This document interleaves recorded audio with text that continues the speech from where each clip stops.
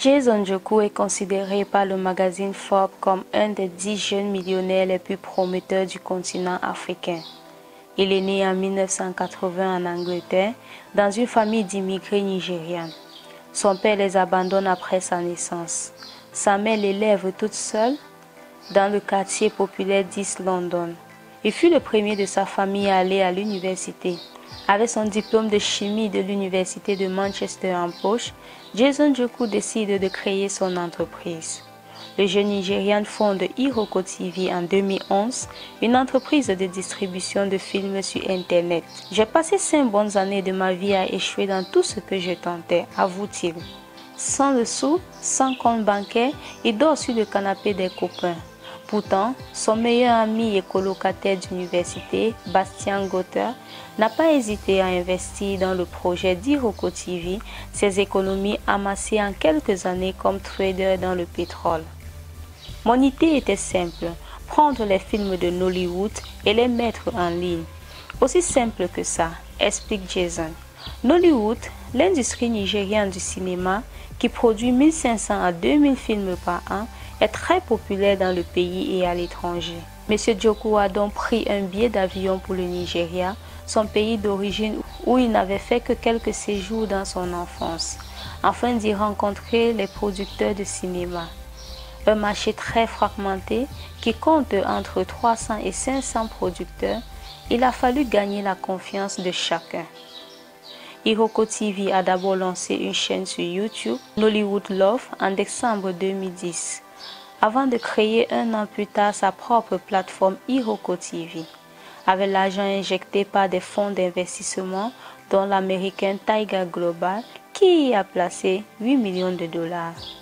Les films de la très prolifique industrie cinématographique nigérienne, Nollywood, étaient jusqu'ici surtout distribués sur des DVD vendus 1 ou 2 dollars à la sauvette dans les embouteillages de Lagos.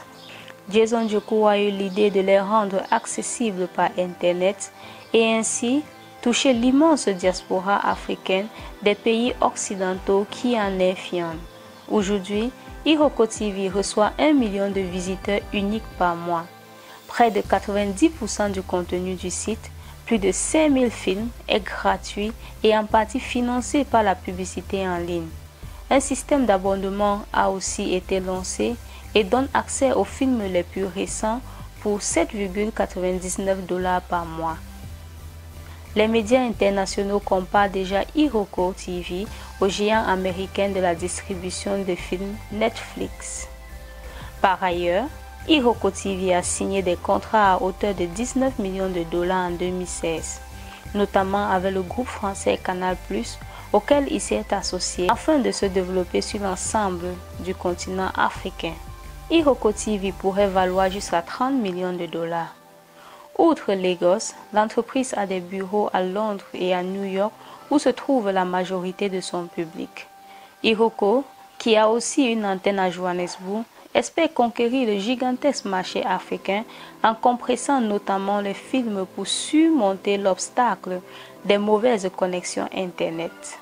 En parallèle, M. Njoku et Gotter ont créé Irokin, une sorte de Deezer africain pendant musical d'Iroko qui propose 35 000 titres de musique africaine.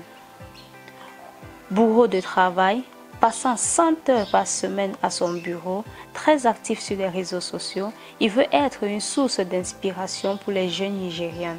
Ceux-ci peuvent le découvrir en lisant son blog Just Me. Il publie pêle-mêle des réflexions sur sa vie et son travail, des photos ou de la rutilante Porsche Panamera rouge qui rêve de s'offrir. Pour encourager les Nigérians à entreprendre, les deux associés ont créé SPAC, une structure qui fournit un cadre et des financements à des startups pour se lancer. La ténacité est une qualité importante. Être capable de se prendre des cours pendant 5 ans et continuer à être excité, enthousiaste et toujours dans la course, dit Jason Njoku en parcourant les open space de l'immeuble de Lagos où cohabitent 9 startups qu'il soutient. Jason Njoku a épousé la star de cinéma et productrice Nollywood Mary Remi Njoku à Lagos en 2012. devant des amis, des collègues et des célébrités de Nollywood. Ils ont accueilli leur premier fils, Jason Obi Njoku, en 2013 et un deuxième enfant, Nakaego Annabelle Joku, en 2015. Si nous partageons cette success story, c'est parce que nous voulons encourager tous les jeunes Africains à ne pas baisser les bras face aux obstacles, continuer de rêver et travailler pour accomplir leurs rêves. Merci de nous avoir suivis. Restez connectés sur Gina Zhao Business TV. À très bientôt pour une nouvelle success story.